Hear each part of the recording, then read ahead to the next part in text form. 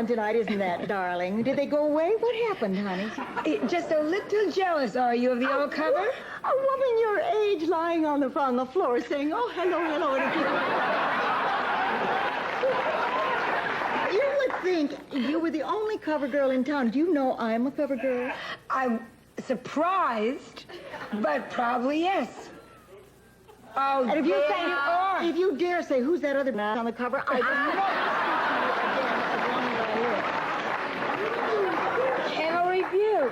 You look fabulous in white. I am the one in the pink jacket. You look fabulous in white. It was just... Don't start with me. Don't throw my cover around. You're so jealous. I asked you to come on tonight and look glamorous, and look what you showed up in. I like to think understated is a lot classier than all the stuff hanging out all over the... Well, it's just ridiculous, and little tassels on it. Can you get them all going in opposite directions? I'm a major fan. You look wonderful. Now, do you consider yourself... Seriously, because you're on a cover...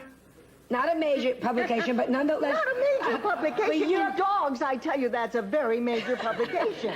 For your career, though, that's a good start. Now... That is the top-winning dog of elk hounds. That young Norwegian elk hound, and you know how those Swedish girls and Nordic girls are. And, I mean, she's just a real... So I'm in good company. Not out there by myself, lying there saying, hi, I'm just a kid. It's funny because people wanted me topless, but I said no. And weren't you? It's so hard to tell.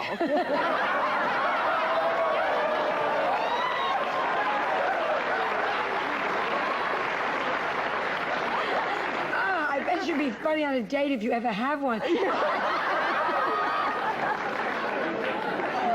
I don't find the G-spot hard to find at all. It's a cinch. I mean, any guy that touches me, I say, oh, gee.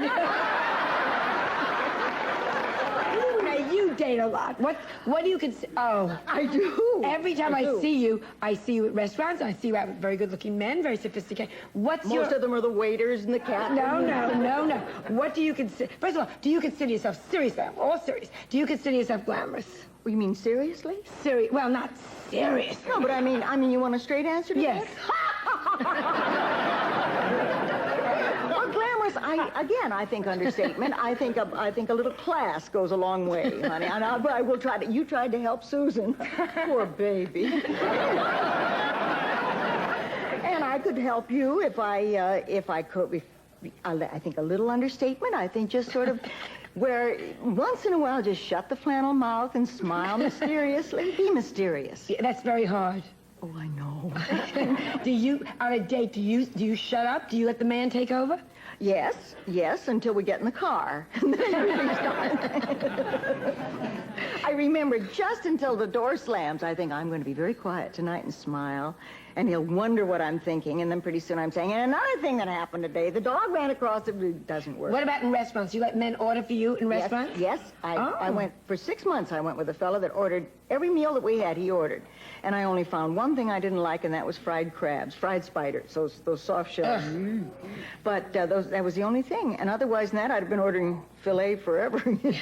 So you like to be like so you like to be, well, Susan said too, she'd like a man to like be macho and take her off somewhere. Would you like that, to be hand-picked by a man and that's it?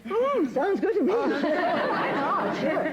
No, I like to be babied. I was spoiled for 18 years, almost 18 years, and I like it. I like it a lot. And I mean, I'm amenable to suggestions, and I'm not too old to change, and I'm clean and neat around the house. And you're very sophisticated and attractive, not like me, but for a woman your age, you're really doing so well. We'll be right back after this commercial, so please stay tuned. We are back talking to cover girl Betty White. From cover girl, Joan Rivers. I almost lost your name there for me. Well, we'll just keep reminding you. Just watch the show. Let me ask you, because you were going out now in your day. What happens when a man makes a pass at you and you don't want it? Say it again. I just like to hear it. When you go out on a date. And he makes a pass. Yes. Well, I wag my tail and I lick his hand a lot. And it's just, no, he doesn't do that. I usually make him, if it's somebody I really don't want to make the pass, yes. Well, if you make a joke, and pretty soon the heavy breathing slows down and he stops, and it kind of loses the moment if you laugh him out of it, kind of. Because now with dating with you, it's so. What turns you on, turns you off with a man? Turns me on almost anything. No, I like a man with a sense of humor. I really like a man with a sense of humor, and somebody who doesn't have a sense of humor about himself turns me on. Yeah. Or the guys that come on with down to the bare chest, down to here, and then all the gold chains, and this must be in because I saw it in the last catalog. Yeah. That doesn't do a thing for me. What about you, Susan? What traits turn you on? What traits turn you off? Well, I absolutely, a sense of humor. I've got to... Turns you off. Turns me on. Definitely turns me on. I love a man that has a sense of humor about life and about himself, like Betty said. And someone who's very secure in who he is.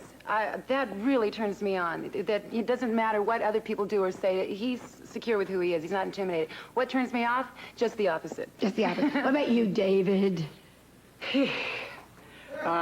What turns me off is I don't like when someone says you're cute. You're so cute. Yeah, that's what turns me off. See, I don't like when you have sort of bent over backwards to perform more sexual positions than Julia Child does with a chicken. And when you're finished, someone looks at you and goes, oh, well, that's cute. I don't like that. Cute is what turns me off the most. And what turns you on as a man? Everything else. All right.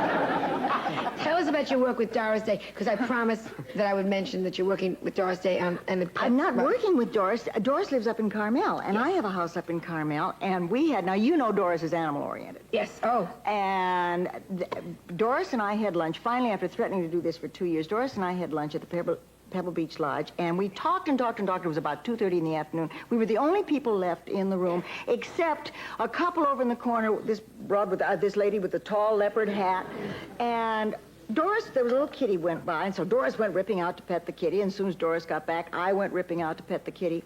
Well, we got back, and this woman took off on us. She said, do you know, if you encourage those cats, why, they'll be in the room with you. Well, how would you like that? Doris said, I'd love it. It'd be wonderful. And she said, well, we had 22 cats on our property in Sacramento, and Jack here shot them all.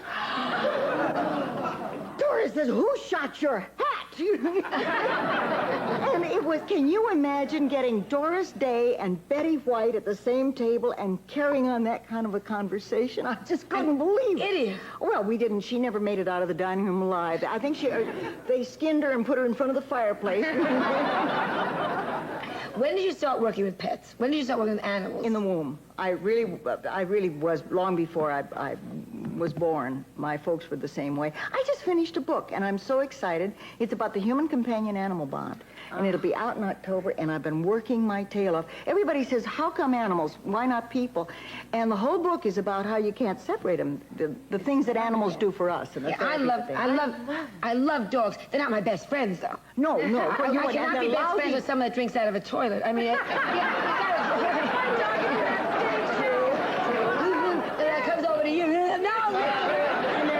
shake paws. They're awful dancers. That's right. No, I can see your point, right? Isn't it Shelley Winters who says, never have anything that eats? Never have anything that eats. Children, dogs, whatever. I almost did, but I'm never going to do them again. I almost did Elizabeth Taylor joke, but I just controlled myself. That's all. You see, now... No more. My last Elizabeth Taylor joke ever. Mosquitoes look at her and go, buffet! And that's it. No more. We'll be right back after this commercial.